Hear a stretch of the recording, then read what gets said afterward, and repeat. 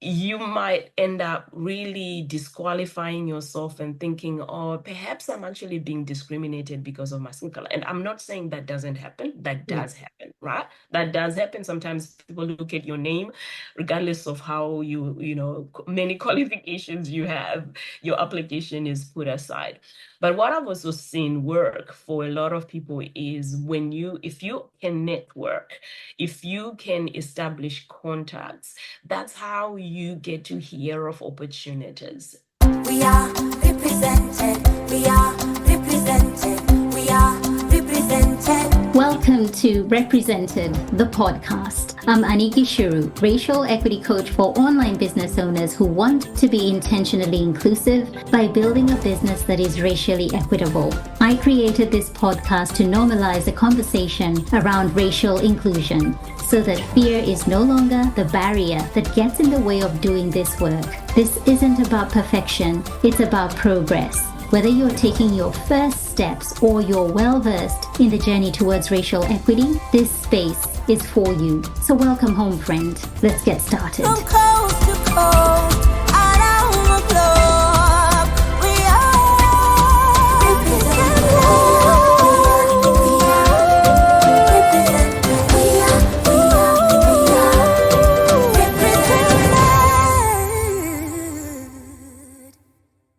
I met Yemu would be about 6.5 years ago. We were having dinner and we were sitting at the same table, but I didn't know it was her. I had been following her work for some time. She had written a children's book and was talking about African women leaders. And she had portrayed African women in such a powerful way. I had gone ahead, bought that book, and my daughter was devouring it, loved that book and the representation and just the roles that had been assigned to this mighty women of Africa, the book is called. And when I realized it was her, we embraced, we took photos, and I got my friends who were at the table to buy their book for their friends and their relatives. And it was such a beautiful evening. And so we have been connected since then. And I've been such a great admirer of Yemu's work, have so much respect for her. She is so uh gentle in how she speaks, but she is what I would love to call a gentle giant. She is mighty. There is nothing small about her in any way.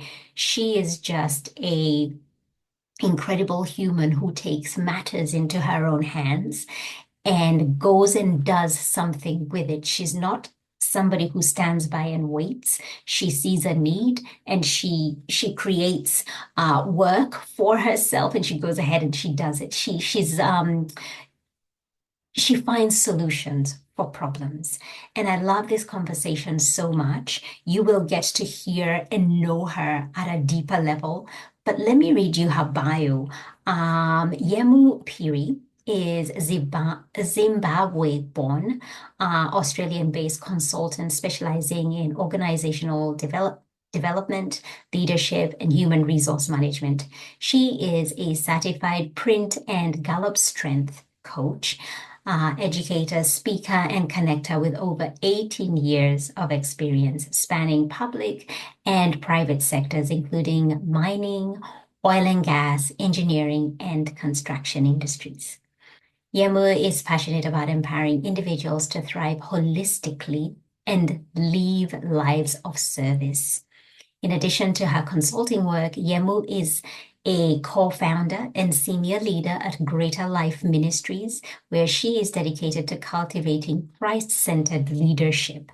Yemu is currently pursuing a PhD and holds a Master of Human Resource Management, a graduate diploma in primary education, a Bachelor of Business Studies with a major in communication management, and a certificate in training and assessment. She is highly qualified, but more than that, she is a beautiful human. Here is Yemu Phiri. Hey there, everyone. Welcome back to another episode of Represented Podcast. I am joined by a longtime friend. We haven't connected since before COVID broke out. And at the time, you were nursing baby number three, and we were kind of working around that schedule for you. We were having a really important interview, and I'm so glad that we've reconnected again, Yemu. Welcome.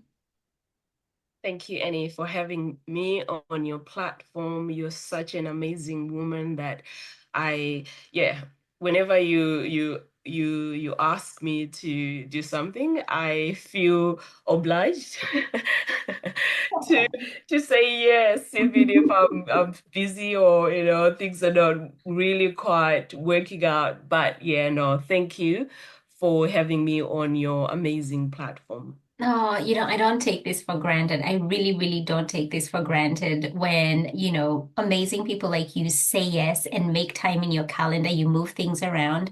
I am so grateful for that. And I really want the people who listen to this podcast, because we have some really loyal listeners and people who are following in this work, Yemu, who are mainly white women who are small business owners, they're coaches, they're consultants, they're creatives, and they want to understand how they can be more inclusive in their business and sharing our stories. Sharing our stories as women of color, as Black women, is so important because they're not privy to these conversations. They might be reading books, they might be watching documentaries here and there, but hearing the lived experience, particularly for us who are here in Australia, and not perhaps hearing an American story or a British story or a Canadian story, even though they're still so important to hear, there's something about hearing from somebody here on the ground in Australia that just makes it a lot more, it hits home just a little bit deeper. And so I would love to begin from the very beginning, Yemu, and just take us on that journey of how did you arrive here to doing the work that you're doing in OD, HR, leadership? Is it something that you had always thought you would land on, or did you just find yourself here somehow? Well, where do we start? I would like to, extend my gratitude to the folks that listen to your podcast, and even the, white women who are our allies, really, and have a strong belief in the importance of inclusivity, and not only inclusivity, but also for us women of color, feeling that we belong in Australia. So I'm really grateful for the work that you do, and also the women that you work with who are very open-minded and are wanting an amazing and great Australia for everyone, regardless of your skin color or background. So I thought I would mention that before I forget. Then coming back to what you asked me in terms of how did I find myself in the OD space, I'll probably say um, it's been a bit of, a blend of intentionality and also just accident, really, because growing up, I thought I was going to be an amazing journalist because I have always been that person who would ask lots of questions growing up, challenging the status quo, and and just be that person who um, would love, writing stories. Storytelling was it's something that I grew up with. I mean, as a person of color coming from Africa, you're surrounded by stories. Yes. Our elders, when they're teaching us through stories. And so it's something that I resonated with from a very young age, that I thought this would be my life. This would be what I would make a living out of.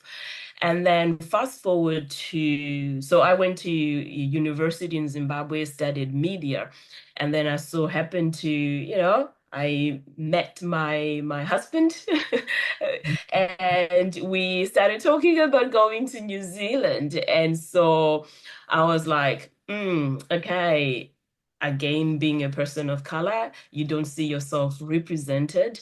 I then realized, oh, maybe perhaps at the time I had not really done the work. I had not done the internal work, right? So inferiority complex kicked in, and I thought there is no way that I'll be able to work in the media space given my skin color. I did not see anyone who looked like me who was a news anchor or who was doing journalism. And so I changed my program to a business degree, and so went on, studied business, had my first child, and then I decided, look, I think, I love every parent, every mother probably would say this. I have to, qualify it. But yeah, I would say the majority of mothers, when you have your first child, they mean the whole world to you. And so you want to make sure that you are there for them. You want to be present. You want to be the best mom that you can ever be. And so I decided that in order for me to do that, I would go into teaching. So I went and started teaching. And after 2 years of teaching, I realized that that wasn't my calling at all. I would Mhm. come home super exhausted and not having any energy for my own kids. So I decided that perhaps, I should probably consider another, something else. And so I then bumped into someone who was working in the HR space. We were living up north at the time, residential, small mining town. So there wasn't a lot going on. So we were time rich. We Yeah, were time rich, right? yeah. And then I then went, oh, studying HR would be great because I love teaching. I'm very curious. I I love, asking lots of questions. Maybe HR is where I'm supposed to, where that's where I'm supposed to go. And yeah, just started. I reached out to a university. They accepted my application, and then I did a Master of Human Resources Management. And then when I went into HR, started working in HR, I realized that I was really being drawn to the um, organizational development type of work. So looking at, strategy, um, workforce planning, Mhm. learning and development, so leadership development and culture as well, because I believe culture is probably, I think it's the famous Drucker who said culture it's strategy for breakfast. And I think for me, being a person of color, I also wanted to be that person who contributes in the driving of positive outcomes for an organization, but starting with the culture, building a culture of inclusivity, building a culture where everyone actually feels psychologically safe, where people show up authentically and they are able to make a positive difference. So, in a nutshell, that's really why I do what I do, wanting to better the workplace, making sure that the workplace is inclusive and people feel that they belong and they come authentically and contribute, and also just humanizing the workplace. Wow. You're telling that story, and I'm just seeing, our stories are so similar. Yemu, I forgot how similar our stories are. Myself coming to Australia, doing a media degree, not seeing myself represented, going like, there's no way I can do this, and then going back to uni, studying, getting into HR, and then, kind of the rest is history. I'm just feeling like you're retelling my own story. And I wonder how things have progressed over the years in terms of that form of representation, which we now see. We now see it in media. So anybody coming to study, I don't think they would feel like they don't belong or they can't see themselves represented. I think the doors have really begun to open, and we're seeing a lot more racial diversity on our screens. But what has really stood out for me with your story, Yemu, is just how highly educated you are. And most of the women, if not all, of the women I've interviewed so far on this podcast represented highly, highly educated women of color, Black women as well. And that's an area that we do not have a shortage of in terms of education. But you gave an interview to the ABC not too long ago, and you were saying it's not so much your qualifications or your education that has really allowed you to advance in your career. It's the networking and the contacts through your industry that has allowed you to get to where you are. Can you just unpack that a little bit for us? Because specifically, if there's a woman of color who's listening to this, we have been fed so much growing up about education, that education is everything. And then you move to a place like Australia, and it's more about experience. How much experience do you have in this field, or who do you know, or how can you help us in this area? It's not so much the education, even though it is a foot in the door and it's important. Could you just shed a little bit of light as it pertains to networking and creating those contacts? Yeah, absolutely. I think it's really important that I mention that, yeah, education is absolutely important. You really need to study to show yourself approved, right? You need to know your staff. But I have come to understand that knowing your staff is not the only thing you need to do, especially if you're a person of color. We are new. Let's say, you don't have your you're not accustomed to the ways they do things here, because you've got your education, but then if you don't know how jobs how people get jobs, you might end up really disqualifying yourself and thinking, oh, perhaps I'm actually being discriminated because of my skin color. And I'm not saying that doesn't happen. That Yeah. does happen, right? That does happen. Sometimes people look at your name, regardless of how many qualifications you have, your application is put aside. But what I've also seen work for a lot of people is if you can network, if you can establish contacts, that's how you get to hear of opportunities going, right? The opportunities that will be going. I live in Perth. Perth is very small. We always say Perth is like a little village, a small village, because Yes. people know each other, people are connected, and your reputation can easily, people, word goes around, Hmm. right, about your credibility and your reputation.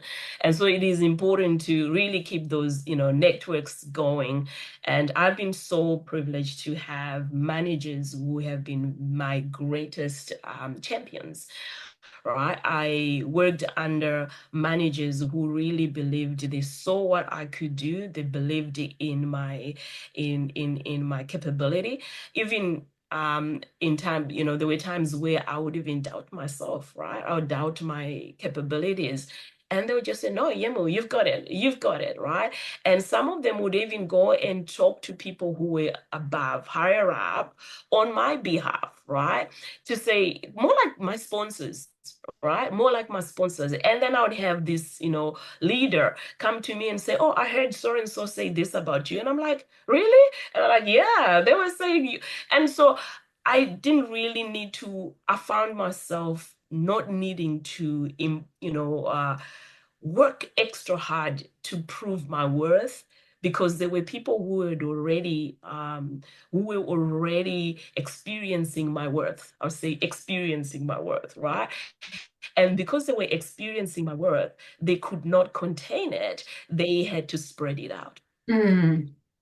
I'm going to just uh, add in here because I know you're a woman of faith, as I am. Yes. And I can't help but feel that many times people are put in our path to open doors for us. And Absolutely. when you're meant to be where you're meant to be, and you are doing what you're meant to be doing and you're doing it well, Mhm.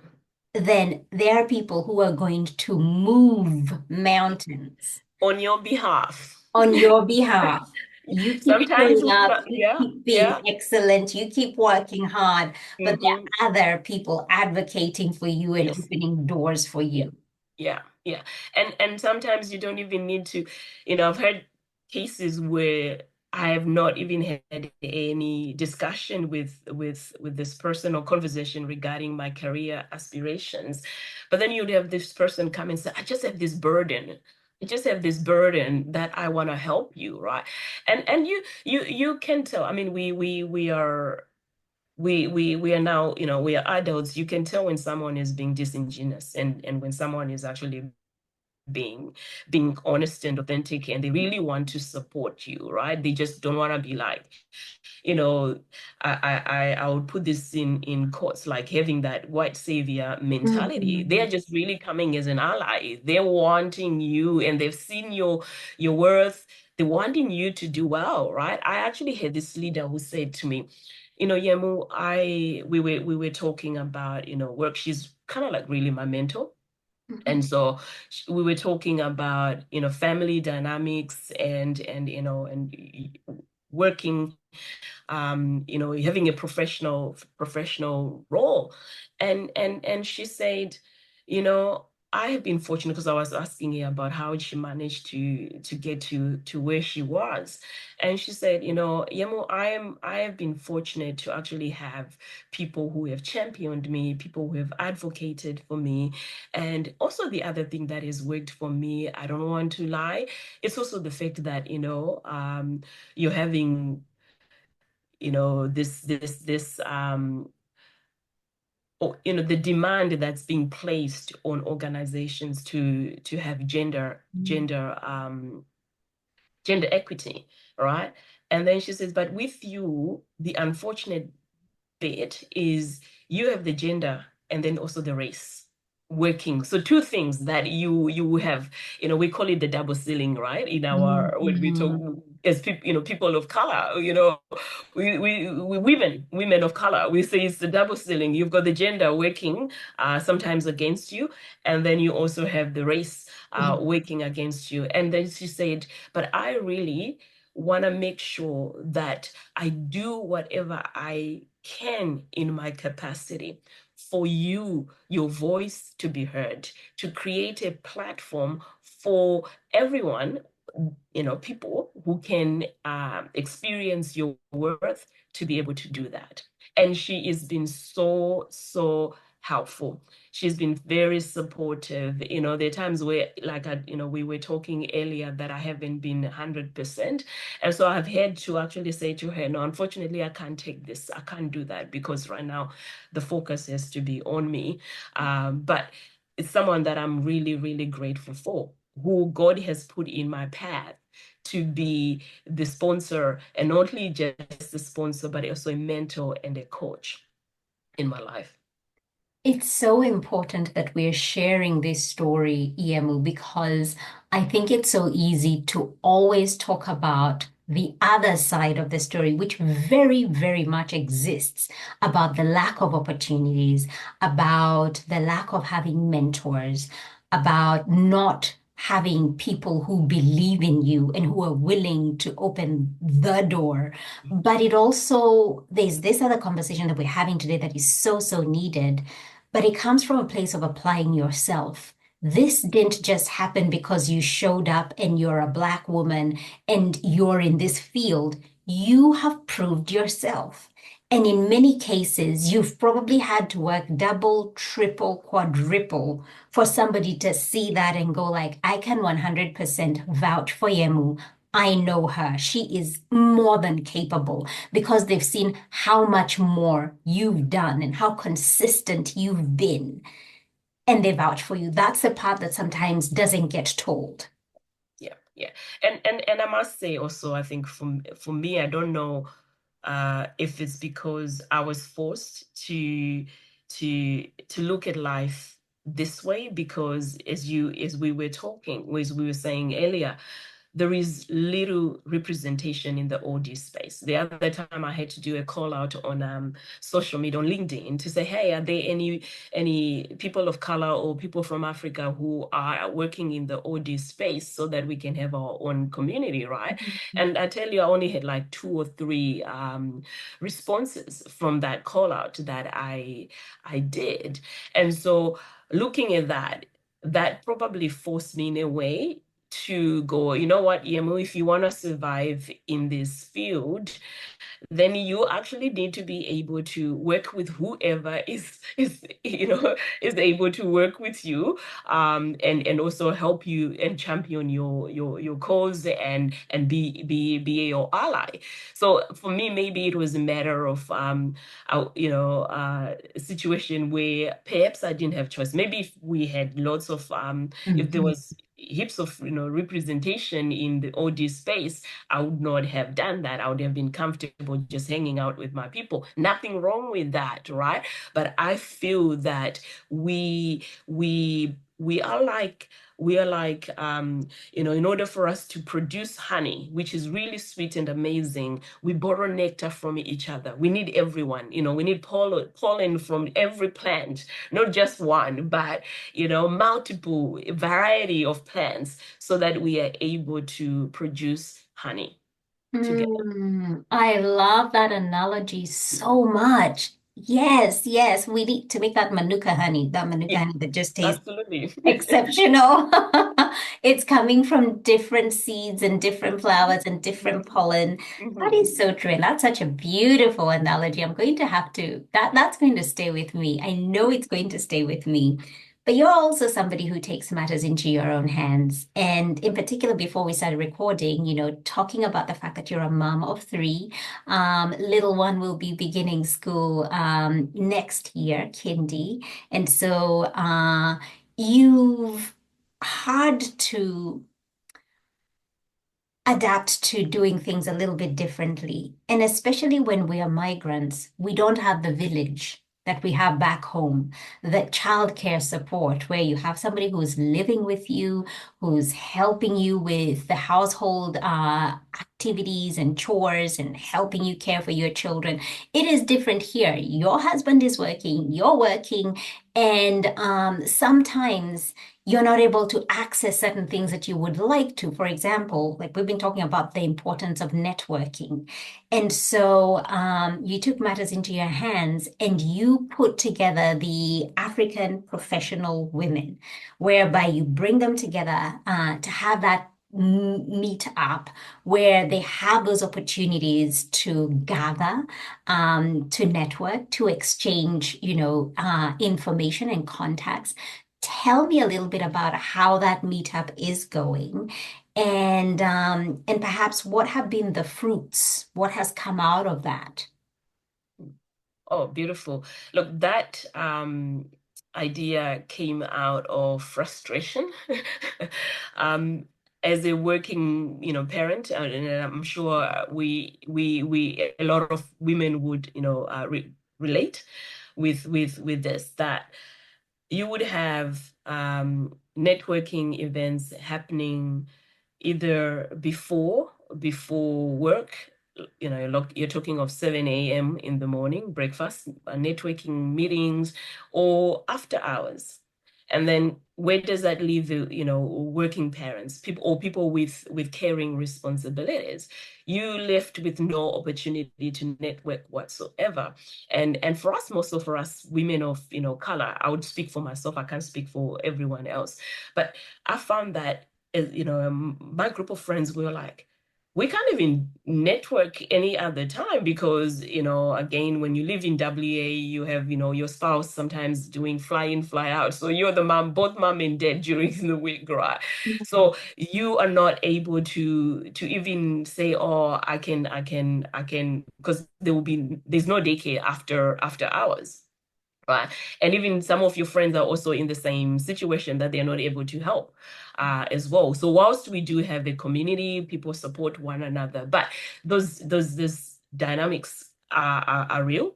And so because I was so frustrated with me being, love connecting with people, I like just really listening to people, hearing their stories, hearing their challenges, and having this group where you have your people helping you, prepping, like cheering you on, and we strategize, we just help you with any challenges that you may be facing at work from a professional perspective. We then decided, why not just have it during our lunch hour? Like we let's meet often as we can. We meet somewhere, we can meet at, at a cafe or restaurant somewhere. We're not doing anything apart from just talking about work, talking about the help and the support that we need from one another. So unfortunately, COVID slowed things a little bit because we were not able to gather. But after COVID, again, with a few challenges that that happened with everyone getting busy and stuff, we've just 6 months ago we have had to regroup and go, okay, so what do we do here? How do we continue the good work that we began 3 years ago? Was it 3 or 2 years ago? How do we continue it, and how do we level it up and also how do we make sure that it's sustainable? It's not putting unnecessary pressure on people. But what I can say is, with the people that have been participating or coming to these sessions, we've been really having a great time. And just knowing you've got your sisters cheering you on, your sisters going, and you've got quite a diverse group in terms of our skills and qualifications. So you've got engineers, you've got you've got lawyers, and so people coming from a legal background, HR, accounting. So we really, I see myself, I see the group as very well rounded, and we are able to learn from people's from everyone's contributions. Absolutely. What would you say are some of the gaps that you were experiencing, that you were seeing? This is something that is coming up a lot, or there are some certain themes that were coming up during those meetups and conversations, because I think it's so useful for people to know what some of those issues might be. And they could be a people leader who is listening. There could be somebody who's based in corporate and they're like, I didn't know this was an issue for those who identify as migrants, Black, Indigenous people of color. I didn't know that. Maybe it's something I've taken for granted. But what are some of those issues that they might be experiencing?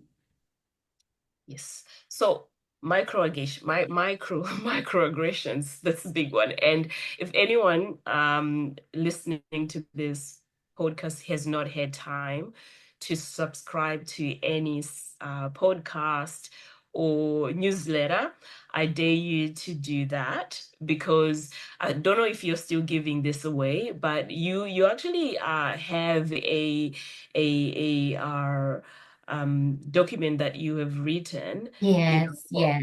with regards to microaggression, Microaggressions. and yeah, and some of the Absolutely. comments that people make. So when I read that, I was like, every person of color that I've spoken with, they can relate to things like people talking about your hair, or Mhm. really making this like really subtle comments where you'll be thinking, is this uh like you left confused, you don't know what to say, but then deep down this is not right, this Not comment is right. not right.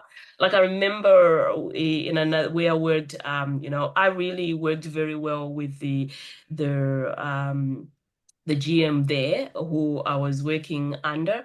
And as a, the time I was working in the BP space, and one person I worked with made a comment around, oh, they like you because you're a person of color, and they just wanting to, tick the race. Diversity box. And I'm like, what? They like me because I know my stuff. They like me because I am a contributor. I'm adding value to the business. It's not like, it left me confused because this was someone I thought was a friend, right? And so you're like, are they being racist? Mhm. Or maybe it's a comment that's valid, right? It did leave me confused when the comment was made. It was only after that comment, when I started processing it, I was like, no, that is really racist. Like, that's, microaggression. You're doubting my capability, you're Mhm. doubting my skills. And so the only thing that the only thing that you're using as the reason why I'm getting along with this leader is my skin color. Yeah. So it's those things, right? Those microaggressions, and also a lack of flexibility. I think a lot of leaders take for granted the fact that um, people who were born here, they do have a great support network. Maybe they have, friends, they have parents who are able to do school, like school, like it's, they're able to do a school run, school runs for them. They're able to attend assemblies uh, on their behalf. But for women of color or people of color in general, when you're the first generation migrant, right? You do not have that. You don't have that support, that big support network that you can easily say, hey, can you do this for me? I'm not able to drop my child off to school, so can you do it on my behalf? I'm not able to attend my child's assembly. Can you do it on my behalf? Right? So I think really affording flexibility. And in this case, that I don't want to say just to women of color, but I think what I just want to say is there's an added layer to it for a person of color.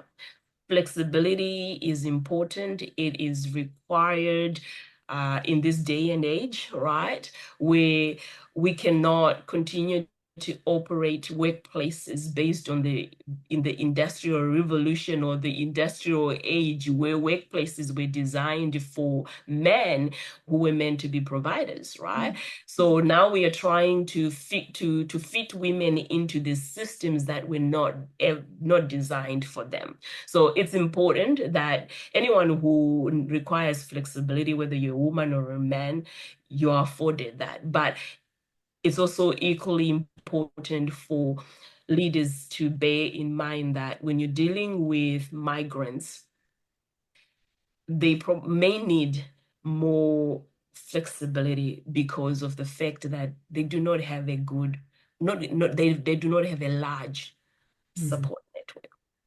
100%, 100%. And even I think of times when you've lost a loved one, you have to travel Yes. across the globe. Mm-hmm. And there isn't much accommodation in terms of how much time you can take away. If Yeah. it's somebody who's here locally, they can take their time off Mm-hmm. Mm-hmm. comfortably, come back and still have that support. But when you have to fly away and be away for an extended period of time, how is that covered? And who is even speaking Yeah. to these issues if we're not having, that kind of cultural diversity, allowing for these policies to Yes. actually be put in place to Yeah. make it equitable for those who come from different backgrounds. And even what we were talking about earlier around, going through perimenopause, And how is that being addressed in the workplace? And I know that there is new policies coming into place with a lot of workplaces now. The big organizations are beginning to pay attention. Okay, women need to take some time off during certain times of the month. And that was something that was not catered to when I worked in corporate. That was like unheard of. It was so taboo. Nobody spoke about that. You just took your sick day if you needed to. But now those things are now being spoken about very, very openly. And I feel with time, Yemu, we will get there. I think of your children by the time they're hitting the workforce, it will be so much more different than what you and your husband have had to undergo. Just before we wind up this conversation, I wonder, with the African professional women, and as you re-strategize and look at how you can make it more sustainable, what kind of support might you need in order for it to flourish? And the reason why I ask this question, Yemu, is there might be somebody who's listening who has the resources, who has the connections, the people, where they're hearing about this idea, they're hearing about this group and thinking, this is something we would like to champion, this is something we would like to get behind, but we just don't know how we can be of assistance. So, what are some of the ways that you would need support right now? Thank you for asking that question. That really means a lot. Thank you. So for us, I think the main thing would be if we are able to have a permanent office or location or room that we can use as this is our meeting place, because that finding a suitable meeting place has been a challenge for us as well. So we have had to rely on eat outs, eateries and restaurants, right, to be able to accommodate those who are able to attend. But if we can actually have, if someone is able to have, make a room available for us, or a meeting room, a meeting space for us, where we can just even bring our own lunch and we just sit and talk, right? Without having to worry about the amount of noise that we are making for the next table, for the next people we're sitting, the next table that's sitting next to us. So that would be really, really great. The second thing will be, we would love to, whilst this is for women of color, in this case African women, but like I said, it is important for us to borrow nectar from other races, other people, right? And so if anyone is interested in sharing their stories, or they're experienced in something, they're a subject matter expert in finances, in just work-life balance, or harmony, or any sort of skill that they are able to provide, whether it's at a cost or maybe just really for free, that would be really appreciated as well. Wonderful. Wonderful. In fact, the first thing that came to my mind was accommodation. As soon as I asked the question, I was thinking, I wonder if accommodation is going to be on her list. And Yeah. so you've mentioned that, and you just never know how that door might open, Yemu. I know you're currently undertaking a PhD. It never ends for us, does it? It feels like we're students, and one of your mantras is that you're a student of life. So tell me a little bit about your PhD. What are you studying and what are you hoping to achieve? Wow, with my PhD, I'm like, wherever my curiosity is going to lead me, I will just follow. I'll follow. But as I consider myself a future of work enthusiast. So my PhD is around that. So looking at how technology adoption, especially in new and advanced technology, you're talking of AI, Robotics. I know robotics has been around for some time, but it's advancing. And how that is going to impact the future of work. Wow. So yeah, especially, I'm wanting the research to be focused in mining, but I think it's something that will be easily adopted or transferred in any industry. Beautiful. I cannot wait to see where you land with your thesis and what you propose. I can't wait to see. Now, my final question, and this is a question that I ask everybody who comes on the podcast. And I think sometimes, and I've shared this before, it's for my benefit. I feel like it's for my own personal development and growth. And the question is, if fear was not a factor, how would you show up in your work? Wow. That's a very good question that perhaps I need a glass of water to drink. No, I'm just kidding. I'm just kidding. But in fear, wow. I think for me, I would really focus on inspiring each and every human being that I come across, and just letting them know that they are important, they are worthy, they are good enough. It is necessary for them. Their existence is necessary, rather. Their existence in the world is very necessary, and we need to be able to work together without sounding funny, but really need to be able to work together and show up in the best way we can.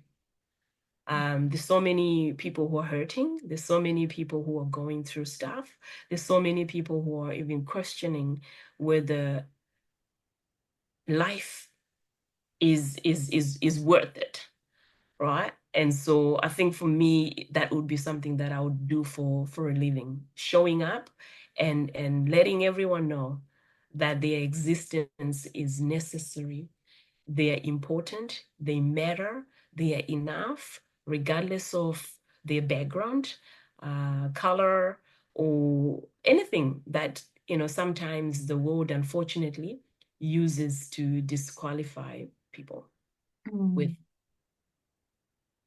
Oh, I'm hearing the coach in you speaking. I'm hearing the coach in you calling to our higher selves. And I love that. And I hope to see more of that come through. Especially, I know you have big plans for 2025 and beyond. And I can't wait to see you more visibly in your spaces and sharing that message that is really, really important. I think we all need to hear it. Now, Yemu, where can people find you? People have been listening, they're like, oh, I would love to connect with Yemu. Where can they find you? So people they can find me on LinkedIn. I think that's where I'm the most active. LinkedIn, and whilst my Facebook is on a break right now, but like you mentioned earlier, in the new year, it'll start getting more active. Yeah, we'll get back to being more active like before. All right. But So LinkedIn will be the main LinkedIn is the place to connect with main Yemu. one. Yeah. Thank you so much for your time. You have always been somebody I have loved, admired from a distance. You're doing incredible things. You take matters into your own hands, and you are a leader through and through. I am so grateful for this conversation and wishing you all the very best. And please come back again. Thank you, Eddie. Thank you for having me, and really thankful for the legend you are. Amazing person. I think we need to tell people this more often, especially people who are doing the work, and I call it the Lord's work in the field of diversity and equity, diversity, equity, and inclusion. It's not for the faint-hearted, but you are doing it for not only for yourself, but for our children as well. And so I'm sure, I'm 100% sure that the next generation will be forever grateful for the work you are doing. We are represented. We are represented. We are represented. Thank you so much for tuning in. Why don't you go ahead and hit that subscribe button and leave a review so this podcast can reach more online business owners, and together we can begin to normalize racial inclusion in the online coaching space. I'd love to acknowledge the traditional owners of the land where this podcast episode was recorded, the Wiradjuri people in central New South Wales, Australia. Music produced in Nairobi, Kenya by Patrick St. P. Mbaru and Kambua Mathu. Vocals by Joanne Matata. Represented from coast to coast.